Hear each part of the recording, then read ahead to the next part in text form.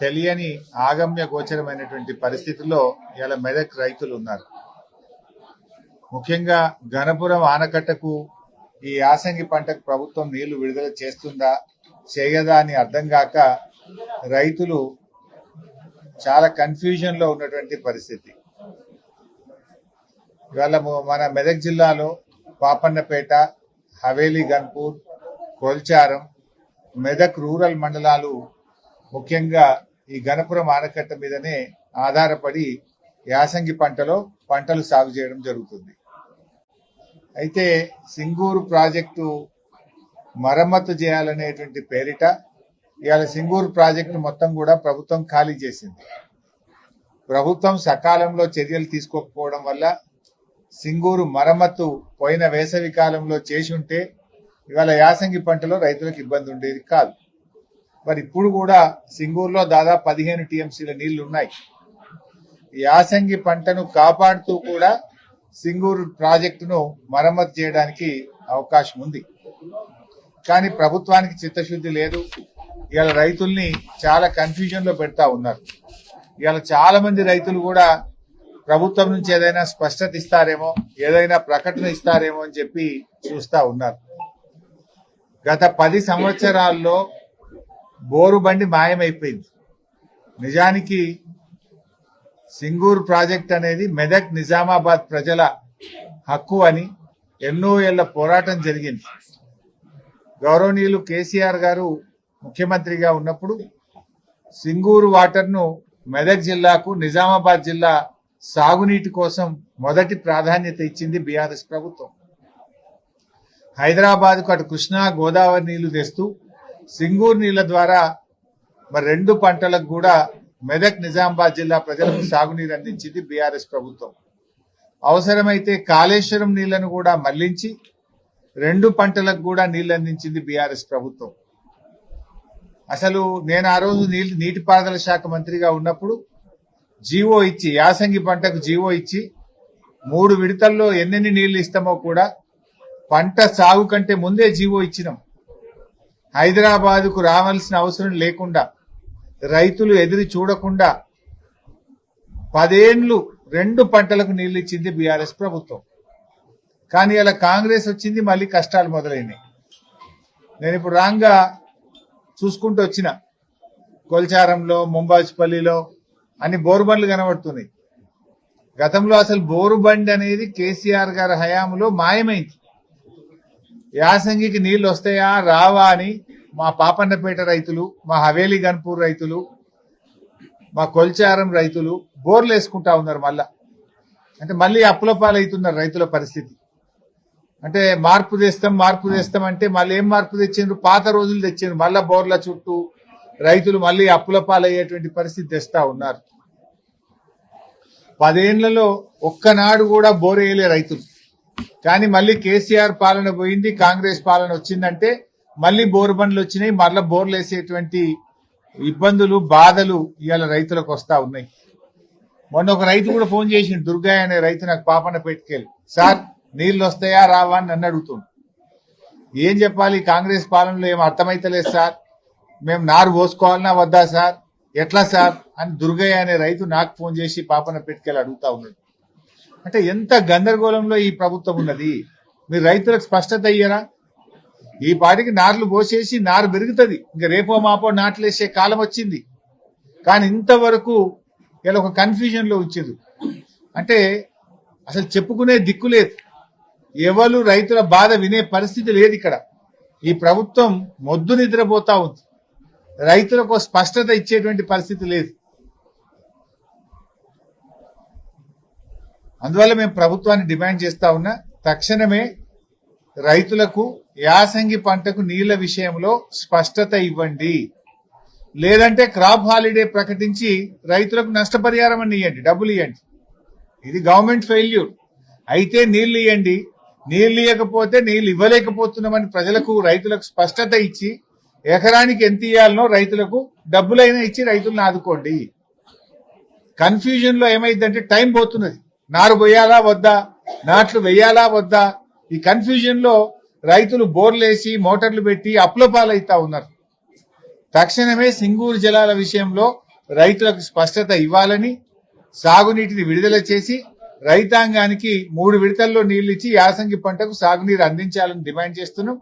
ఒకవేళ ఇవ్వలేని పక్షంలో స్పష్టమైన ప్రకటన ఇచ్చి రైతులకు మరి నష్టపరిహారం అందించాలని చెప్పి రైతుల పక్షాన బీఆర్ఎస్ పార్టీ పక్షాన ఈ రోజు మేము డిమాండ్ చేస్తా ఉన్నాం.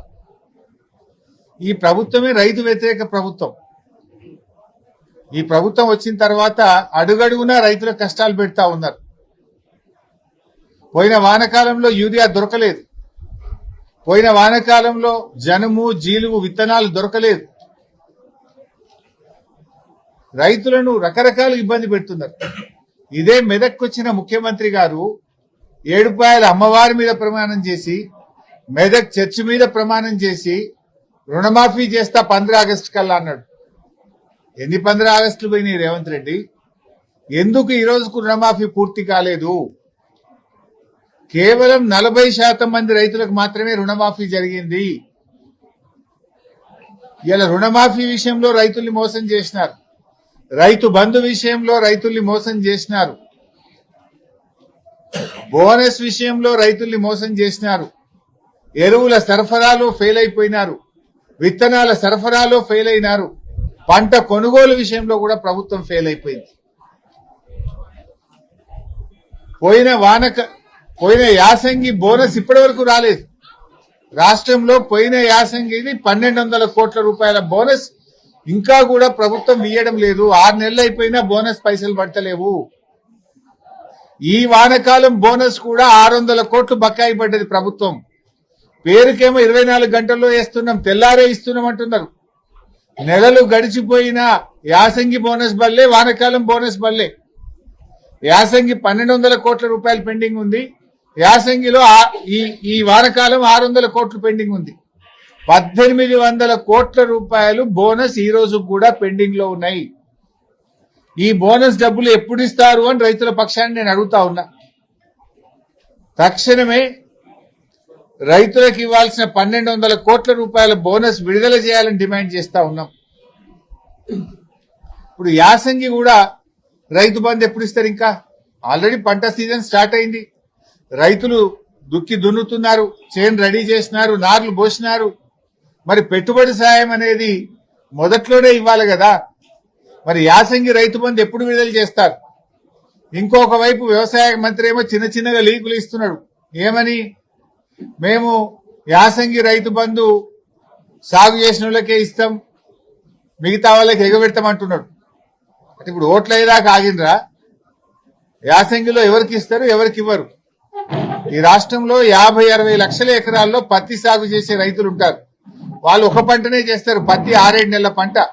మరి ఆ పత్తి రైతులకు ఇస్తారా, ఇయ్యరా? చెరుకు రైతులు, పసుపు రైతులు, అనేక మంది రైతులు ఉన్నారు. మరి ఆ రైతులకు ఈ రోజు మీరు యాసంగికి సబ్సిడీ ఇస్తారా, ఇవ్వరా? కందులు 10 నెలల పంట, చెరుకు 11 నెలల పంట, పత్తి 7 నెలల పంట, పండ్ల తోటలు ఉన్నాయి, ఆయిల్ పామ్ ఉన్నది. మరి రైతుల పరిస్థితి ఏంది? అంటే నువ్వు అప్పుడేమో రేవంత్ రెడ్డి 3 పంటలకు ఇవ్వాలి రైతు బంధు అన్నాడు, ఇప్పుడేమో ఒక్క పంటకే ముక్కులకు వచ్చిందా? ఇప్పటికే నీ ప్రభుత్వం వచ్చిన తర్వాత 2 ఏళ్లలో 2 పంటలకు రైతు బంధు ఇచ్చినావు, 2 పంటలకు రైతు బంధే కొట్టినావు. మరి ఇప్పుడు యాసంగి రైతు బంధు సంగతి ఏందో స్పష్టంగా చెప్పాలి. అందరూ రైతులకు కూడా యాసంగిలో రైతు బంధు నిధులు వెంటనే విడుదల చేయండి. పెట్టుబడి కోసం ఇచ్చే సాయాన్ని ఆలస్యం చేయొద్దు. తక్షణమే రైతు బంధు డబ్బులు విడుదల చేయాలని చెప్పి మేము ప్రభుత్వాన్ని డిమాండ్ చేస్తా ఉన్నాం. జనరల్ గా ఎప్పుడైనా కూడా రైతుకు యూరియా అనేది బీఆర్ఎస్ హయాంలో, కేసీఆర్ గారి హయాంలో ఒక్క ఫోన్ చేసి ఆటో ఆయనకు చెప్తే యూరియా బస్తాలు తెచ్చి బాయికాడ వేసిపోయింది, ఇంటికాడ వేసిపోయింది. కానీ కాంగ్రెస్ వచ్చినాక మార్పు అంటే మళ్ళా పాత రోజులు ఇందిరమ్మ పాలన తెస్తామంటే యూరియా బస్తాలకు లైన్లు కట్టే రోజులు తెచ్చిండ్రు. వ్యవసాయానికి కావాల్సిందే యూరియా, నీళ్లు, రెండే కదా కావాల్సింది. అయితే నీళ్లు కావాలి, యూరియా కావాలి, కరెంటు కావాలి.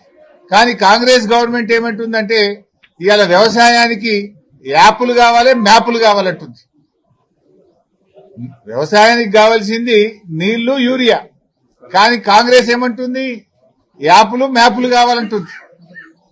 ఇది ఎట్లుందంటే ఆడలేక ఓడే మధ్యలో అన్నట్టు యూరియా సరఫరా చేయడం చేతగాక ఈ ప్రభుత్వం దొంగ నాటకాలు ఆడుతా ఉంది. మళ్ళీ ఇప్పుడు మ్యాపులు యాప్ల పేరిట రైతుల ఉసురు పోసుకుంటా ఉన్నారు. ఇది ఒక అనాలోచితమైన చర్య, ఒక తుగ్లక్ చర్య. తక్షణమే దీనిని విరమించుకోవాలని చెప్పి బీఆర్ఎస్ పార్టీ పక్షాన రైతుల పక్షాన డిమాండ్ చేస్తా ఉన్నాం. ఒకవైపేమో యూరియా సరఫరా పెరిగిందని బీజేపీ నాయకులు చెప్తారు, రాష్ట్ర ప్రభుత్వ ముఖ్యమంత్రి వ్యవసాయ మంత్రి చెప్తారు. సరఫరా పెరిగిందంటారు, స్టాక్ ఉన్నదంటారు. మళ్ళీ యాపులు మ్యాపులు ఎందుకు రైతుల ఉసురు పోసుకుంటారు? ఎన్నిసార్లు తిరగాలి రైతు వ్యవసాయం చేయాలనా? ఈ యాప్ల చుట్టూ మ్యాప్ల చుట్టూ అధికారుల చుట్టూ తిరగాలనా? రైతుకు నాగలు పట్టుడే తెలుసు తప్ప ఈ యాపులు గీపులు తెలివై. రైతుకు ఈ సోషల్ మీడియాతోని రైతులకు ఇవన్నీ ఇబ్బందులు పెట్టడం కరెక్ట్ కాదు. అందరికీ స్మార్ట్ ఫోన్లు ఉన్నాయి, చాలా చోట్ల నెట్వర్క్ ఉండదు. మరి కౌలు రైతుల పరిస్థితి ఏంది? ఇప్పుడు ఏమంటుంది ప్రభుత్వం? ఒరిజినల్ రైతట కౌలు రైతుకు కౌలు ఇచ్చినట్టు రాసిస్తే అప్పుడే కౌలు రైతుకు యూరియా ఇస్తారట. మళ్ళా టెనెన్సీ యాక్ట్ ఉంది, అసలు వాడు కౌలు ఇచ్చినే బంద్ పెడతాడు. అంటే లక్షలాది మంది కౌలు రైతుల భవిష్యత్తు ప్రశ్నార్థకమైతుంది. టెనెన్సీ యాక్ట్ తో ఇప్పుడు మీరు తెచ్చిన కొత్త చట్టాలతో ఇప్పుడు మీరు ఈ లింకులు పెడితే రేపు కౌలుకిచ్చుడే బంద్ అయిపోయే ప్రమాదం ఉన్నది.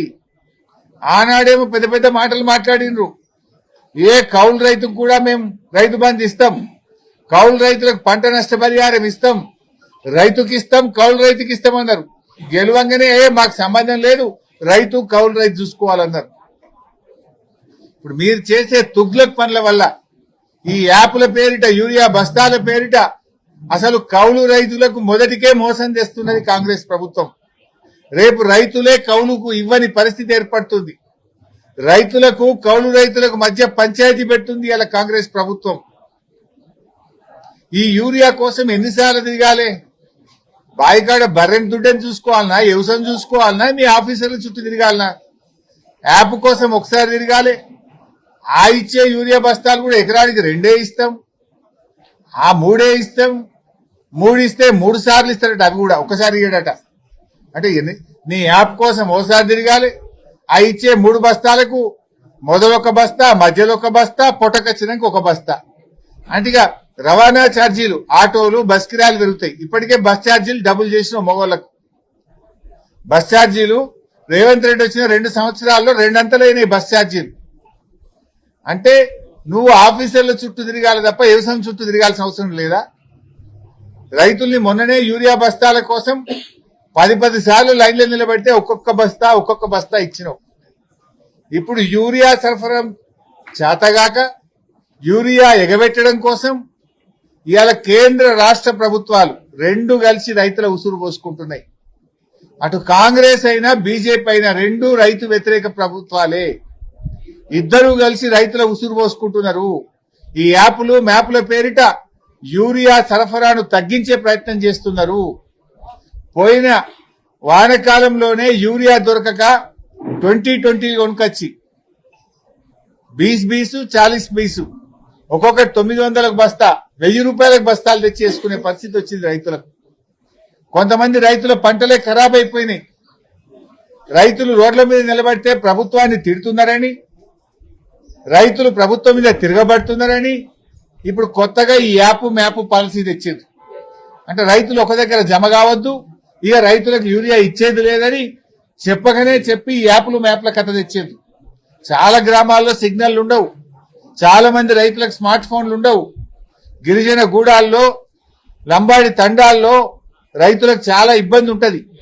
చాలా మంది రైతులకు ఇప్పటికీ కొంతమందికి పట్టా పాస్ పుస్తకాలు లేవు, కోర్టుల్లో కేసులున్నాయి, అన్నదమ్ముల మధ్య పంచాయతీ ఉన్నది, సాగు చేస్తున్నారు కానీ భూమి కాయిదాలు లేవు. మరి అలా వాళ్ళకి యూరియా ఇయ్యవైగా? నువ్వు కాగితం ఉంటేనే, పాస్బుక్ ఉంటేనే, యాప్ ఉంటేనే ఇస్తా అంటున్నావు. కోర్టు పంచాయతీ ఉన్నది, అన్నదమ్ముల పంచాయతీ ఉన్నది, తండ్రి బిడ్డల పంచాయతీ ఉన్నది. సాగు భూమి మీద మోక మీద ఉండి సాగు చేస్తున్నారు కానీ కాగితం లేదు, సాదా బైనామా ఉన్నాయి. వాళ్ళందరి పరిస్థితి ఏం కావాలి? ఇప్పుడు వాళ్ళందరికీ యూరియా ఇవ్వకపోతే వాళ్ళు పంట సాగు బంద్ చేయాలనా? ఆ రైతులను రోడ్డు మీదకి తెస్తావా? వ్యవసాయం బంద్ చేయమంటున్నావా రేవంత్ రెడ్డి? ఒక ఆలోచన ఉండాలి కదా. ఒక పాలసీ తెచ్చినప్పుడు దాంట్లో ఉన్న సాధక బాధకాలు ఏంది, ఇబ్బందులు ఏందో కనీస అవగాహన ఉండాలనా లేదా? ఏది పడితే అదే తుగ్లక్ లెక్క ఒక కొత్త పాలసీ తెస్తే ఎంత ఇబ్బందులు పడాలి రైతులు. ఇవాళ చాలా ఇదొక తుగ్లక్ నిర్ణయం. దీని వెంటనే వెనక్కి తీసుకురావాలని చెప్పి మేము కోరుతా ఉన్నాం. ఆనాడు కేసీఆర్ పాలనలో కరెంటుకి ఇబ్బంది లేదు, యూరియాకి ఇబ్బంది లేదు, రైతు బంధుకు ఎదురు చూసే పరిస్థితి లేదు, పంట కొనడానికి ఇబ్బంది లేదు. ఇప్పుడు అన్ని బాధలే. పంట అమ్మాలంటే బాధ, కరెంటుకు బాధ. ఇలా 14 గంటల కరెంటు కూడా ఎక్కడ వస్తలేదు. పేరుకి 24 గంటలు. ఏ సబ్ స్టేషన్ లో పోయి చూసినా ఇవాళ 14 గంటల కరెంటు కూడా రానటువంటి పరిస్థితి ఏర్పడ్డది. చాలా మంది రైతులకు అక్షరాస్యత లేదు. చదువుకొని రైతులు ఉంటారు, మహిళా రైతులు ఉంటారు, ఒంటరి రైతులు ఉంటారు, విడో ఫార్మర్స్ ఉంటారు. వాళ్ళ పరిస్థితి ఏంది? ఫోనే లేనోళ్ళు కూడా ఉంటారు కొంతమంది. ఫోన్ ఉన్నా స్మార్ట్ ఫోన్ ఉండదు రైతులకు. నువ్వు యాప్ల కథ పెట్టి ఏం ఇబ్బంది పెడుతున్నావు? ఇదివరకు కూడా ఈ పత్తికి అట్లే చేశారు, కపాస్ యాప్ అని ఆ బీజేపీ వాళ్ళు తెచ్చారు. బీజేపీ వాళ్ళేమో కపాస్ యాప్ పెట్టి పత్తి రైతులను ముంచిండ్రు. కాంగ్రెస్ వాళ్ళేమో ఇప్పుడు ఎరువుల కోసం యాప్ పెట్టి వీళ్ళు కూడా అందరు రైతుల్ని ముంచే ప్రయత్నం చేస్తా ఉన్నారు. ఇది దయచేసి ప్రభుత్వం తక్షణమే ఈ యాప్ల నాటకాలు బంద్ చేయాలి. గతంలో మాదిరిగా దుకాన్లలో రైతులకు అవసరమైన యూరియా అందించాలని చెప్పి మేము డిమాండ్ చేస్తా ఉన్నాం. 4 సూటి డిమాండ్లు పెడుతున్నాం ప్రభుత్వానికి. ఈ యాప్లు గీపులు బంద్ చేయండి, నేరుగా రైతులకు గతంలో మాదిరిగా యూరియా అందించండి. నంబర్ 1. నంబర్ 2, రుణమాఫీ కాని రైతులందరికీ తక్షణమే రుణమాఫీ డబ్బులు చెల్లించండి. నంబర్ 3, బోనస్ పోయిన యాసంగి 1200, ఇప్పుడు వానకాలం 600, 1800 కోట్ల రూపాయల బోనస్ డబ్బులు వెంటనే చెల్లించండి. నంబర్ 4, యాసంగి పంట రైతు బంధు ఎలాంటి షరతులు లేకుండా, కోతలు లేకుండా అందరూ రైతులకు తక్షణమే రైతు బంధు నిధులు విడుదల చేయాలని చెప్పి రైతుల పక్షాన్ని డిమాండ్ చేస్తున్నాం. నంబర్ 5, మెదక్ జిల్లా గణపురం ఆనకట్టు రైతులకు పంట సాగుకు నీళ్లు విడుదల చేస్తూ స్పష్టమైన ఉత్తర్వులు జారీ చేసి రైతులకు స్పష్టత ఇవ్వాలని రైతుల పక్షాన్ని డిమాండ్ చేస్తున్నాం.